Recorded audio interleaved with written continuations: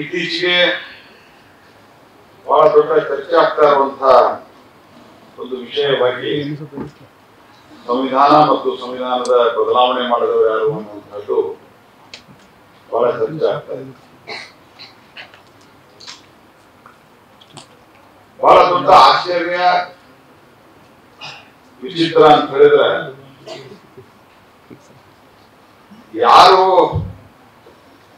ಸಂವಿಧಾನಕ್ಕೆ ಅತಿ ಹೆಚ್ಚು ಅಪಮಾನವನ್ನ ಮಾಡಿದ್ರು, ಯಾರು ಸಂವಿಧಾನದ ಬಗ್ಗೆ ಮತ್ತು ಸಂವಿಧಾನ ನಿರ್ಮಾಣ ಬರೆದಿರುವಂತಹ ಡಾಕ್ಟರ್ ಬಾಬಾ ಸಾಹೇಬ್ ಅಂಬೇಡ್ಕರ್ ಅವರಿಗೆ ಅಪಮಾನವನ್ನ ಮಾಡಿದ್ರು, ಅವರೇ ಇವತ್ತು ಸಂವಿಧಾನ ಬದಲಾವಣೆ ಮಾಡ್ತಾರೆ, ಸಂವಿಧಾನ ರಕ್ಷಕರು ನಾವೇ ಅನ್ನುವಂತ ರೀತಿಯಲ್ಲಿ ಪೋಸ್ ಕೊಟ್ಕೊಂಡು ಹೋಗ್ತಾ ಇದ್ದಾರೆ. ಹಾಗಾಗಿ ಇತ್ತೀಚಿನ ದಿವಸಗಳಲ್ಲಿ ಆದಂತಹ ಈ ಚರ್ಚೆ ಹಿನ್ನೆಲೆಯಲ್ಲಿ ನನ್ನ ಬಿಸ್ನೆಸ್ಗೆ GST ನೋಟಿಸ್ ಬಂದಿದೆ, ಏನ್ ಮಾಡ್ಬೇಕು ಅಂತ ಗೊತ್ತಾಗ್ತಿಲ್ಲ. ಇಮಿಡಿಯೇಟ್ಲಿ ಒಬ್ಬ GST ಎಕ್ಸ್ಪರ್ಟ್ ಹತ್ರ ಮಾತಾಡು. ಎಲ್ಲಿ ಹುಡುಕೋದು? ಬಾಸ್ ವಾಲಾ, ಬಿ ದ ಬಾಸ್. ಅನೇಕ ರೀತಿಯಾದಂತಹ ಸಂಘಟನೆಗಳು ವಿವಿಧ ರೀತಿಯ ಕಾರ್ಯಕ್ರಮಗಳನ್ನು ಮಾಡ್ತಾ ಇದ್ದಾರೆ. ಯಾಕಂದ್ರೆ ಇತಿಹಾಸವನ್ನ ಮುಚ್ಚಿಟ್ಟು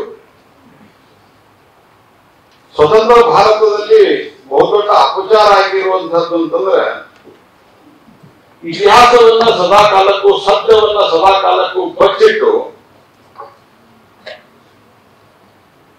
ನಮ್ಮ ದೇಶದ ಚರಿತ್ರೆಯನ್ನ ವಿಕೃತಿಯಾಗಿ ರೂಪಿಸುವಂತಹ ಪ್ರಯತ್ನ ನಡೀತು.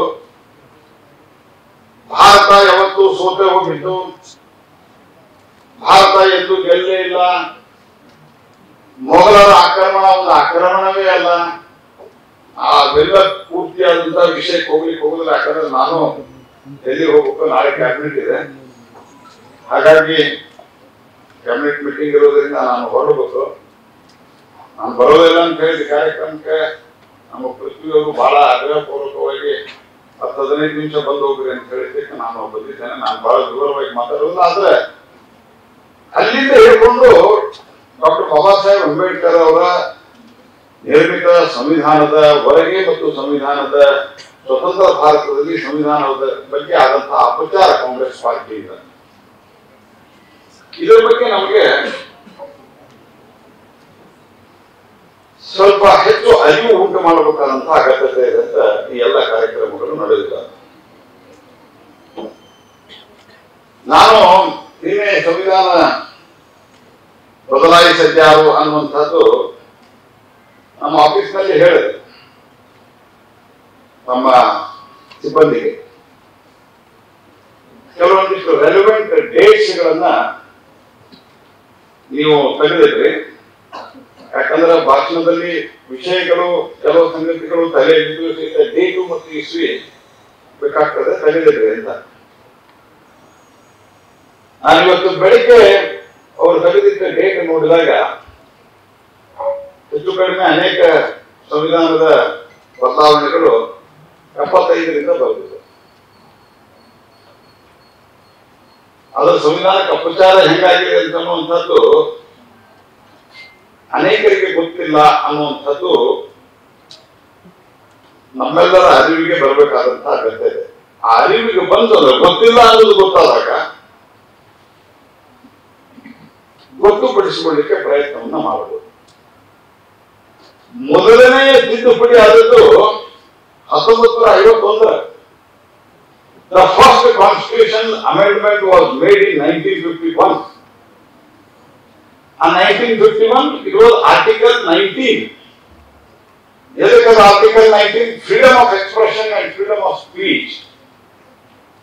Supreme Court was judgment ಕೊಟ್ಟು ಆ ಕಾಲದವರು ಆ ಜಡ್ಜ್ಮೆಂಟ್ ಏನು ಅಂತಂದ್ರೆ, freedom of expression and freedom of speech ಇದೆ ಫಂಡಮೆಂಟಲ್ ರೈಟ್ ಅಂತ. ಆ ಬರೆದಂತಹ ಲೇಖನಗಳಲ್ಲಿ ನೆಹರು ಅವರ ಸರ್ಕಾರದ ಟೀಕೆ ಟಿಪ್ಪಣಿಗಳನ್ನ ಮಾಡಲಾಗಿತ್ತು, ಅವರ ಪಾಲಿಸಿ ವಿಷಯಗಳನ್ನ. ನೆಹರು ಅವರಿಗೆ ತಲುಪು ಆಗಲಿಲ್ಲ. ಆ ಸಂವಿಧಾನದ ನಮ್ಮ ದೇಶದ ಚುನಾವಣೆ ಆಗಕ್ಕಿಂತ ಮೊದಲ ಸಾರ್ವತ್ರಿಕ ಚುನಾವಣೆ ಆಗಿದ್ದು ಯಾವಾಗ ಸಾರ್ವತ್ರಿಕ ಫಸ್ಟ್ ಚುನಾವಣೆ ಆಗಿದ್ದು ಲೋಕಸಭೆಗೆ 1952.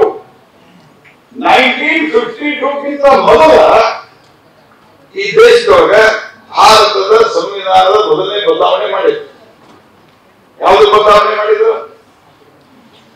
ಏನಾದ್ರೂ ಸಾಮಾಜಿಕ ಆರ್ಥಿಕ ಅಥವಾ ದೇಶದ ಗಡಿಯ ವಿಷಯದಲ್ಲಿ, ದೇಶದ ಭದ್ರತೆ ವಿಷಯದಲ್ಲಿ ಮಾಡಿದ್ರ? ಮಾಡಿಲ್ಲ. ನೆಹರು ಪಾಲಿಸಿ ಟೀಕೆ ಮಾಡಿದ್ರು, ನೆಹರು ಸರ್ಕಾರದ ಪಾಲಿಸಿ ಟೀಕೆ ಮಾಡಿದ್ರು ಅಂತ ಹೇಳಿ ಆ ರೀತಿಯಾದಂತಹ ಒಂದು ಬದಲಾವಣೆಯನ್ನ 1951ರಲ್ಲಿ ಅಂದ್ರೆ ಕಾನ್ಸ್ಟಿಟ್ಯೂಂಟ್ ಅಸೆಂಬ್ಲಿ ಒಳಗೆ ಪಾಸ್ ಮಾಡಿದ್ರು ಬಿಫೋರ್ ಇಲೆಕ್ಷನ್. ಅಂದ್ರೆ ಇನ್ನು ಮ್ಯಾಂಡೇಟ್ ಸಿಕ್ಕಿರಲಿಲ್ಲ ನೆಹರು